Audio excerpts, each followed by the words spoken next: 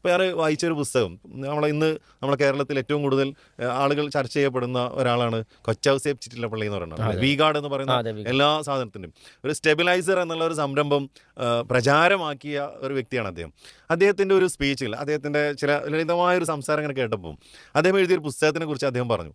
ഞാനത് തൊട്ടടുത്തൊരു ദിവസം ഇങ്ങനെ കോഴിക്കോട് പോയ സമയത്ത് ബുക്ക് സ്റ്റാളിൽ കയറിയിട്ട് ആ പുസ്തകം ഞാൻ വായിച്ചു. പ്രാക്ടിക്കൽ വിസ്ഡം എന്നുള്ള.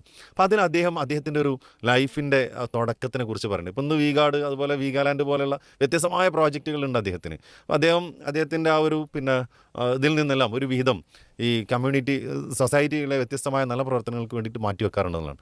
ഒക്കെ പോട്ടെ, നമ്മൾ അതിൻ്റെ അപ്പുറത്തേക്ക് അദ്ദേഹം പറയുന്നത് തൃശ്ശൂർ ജില്ലയിൽ, തൃശ്ശൂർ ടൗണിൽ ഒരു ദിവസം സൈക്കിൾ ചവിട്ടി ഒരാഴ്ചയിൽ ഉണ്ടാക്കിയ പ്രോഡക്റ്റ്, ഇപ്പോൾ 4 അല്ലെങ്കിൽ 5 സ്റ്റെബിലൈസറൊക്കെ അദ്ദേഹം ഒരാഴ്ച കൊണ്ട് ഉണ്ടാക്കും, കൈകൊണ്ട് ഉണ്ടാക്കുകയാണ്. എന്നിട്ട് അത് വിൽക്കാൻ വേണ്ടിയിട്ട് എന്ത് ചെയ്യാണ്, അദ്ദേഹത്തിൻ്റെ നാട്ടിൽ നിന്നും തൃശ്ശൂർ ടൗണിലേക്ക് വരികയാണ്. എന്നിട്ട് ടൗണിൽ ഓരോ കടയിലും പോയിട്ട് ഇങ്ങനെ പറയും, ആരും വാങ്ങില്ല.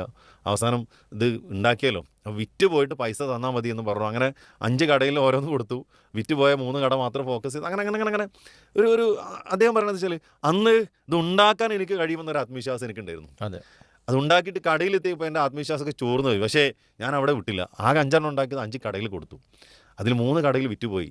അവർ വീണ്ടും ഉണ്ടോയെന്ന് ചോദിച്ചു. വിറ്റ് പോകാത്ത കടയിൽ നിന്ന് ആ 2 എടുത്തിട്ട് 3 ഒരു കടയിൽ കൊടുത്തു. ബാക്കിയുള്ള ഓരോ കടയിൽ വീണ്ടും 2 വെച്ച് കൊടുത്തു. അങ്ങനെ ആ 5 പിന്നെ 10 അങ്ങനെ കൂട്ടി. സൈക്കിൾ പോകുന്ന അവസാനം ചവിട്ടി പോകുന്ന ആ മോട്ടോർ ബൈക്ക് ഉണ്ടല്ലോ, ലൂണാന്നൊക്കെ പറയുന്നത്, അതാക്കി. അവസാനം ഒരു വേറെ സാധാ മോട്ടോർ സൈക്കിൾ വാങ്ങി. അവിടെ നിന്ന് അങ്ങനെ പോരുന്നു. അപ്പോൾ അദ്ദേഹം പറഞ്ഞതെന്ന് വെച്ച് കഴിഞ്ഞാൽ, ഓരോ പ്രശ്നങ്ങൾ വരുമ്പോൾ അതിനൊക്കെ തരണം ചെയ്ത് മുന്നോട്ട് പോയതിൻ്റെ ഒരു റിസൾട്ടാണ് ഇന്ന് ഞാൻ നേടിയിട്ടുള്ള ഈ നേട്ടങ്ങളെല്ലാം എന്നുള്ളത്. ഇതൊരു വി ഗാർഡിൻ്റെ മാത്രം ചരിത്രമല്ല, വിജയകഥയല്ല, അല്ലേ? ആത്മവിശ്വാസത്തോട് കൂടിയിട്ട് നേരിടുന്ന ആളുകൾക്കാണ് ഏതൊരു കാര്യവും ഭംഗിയാക്കാൻ, വിജയിപ്പിക്കാൻ സാധിക്കുക എന്നുള്ളതാണ്. അപ്പോൾ നിരന്തരമായ പരിശ്രമങ്ങളിലൂടെയും അതുപോലെ തന്നെ ശ്രമങ്ങളിലൂടെയും മാത്രമേ എന്ത് ചെയ്യുള്ളൂ, ഒരാൾ ആത്മവിശ്വാസമുള്ള ആൾക്കാരായി മാറുള്ളൂ.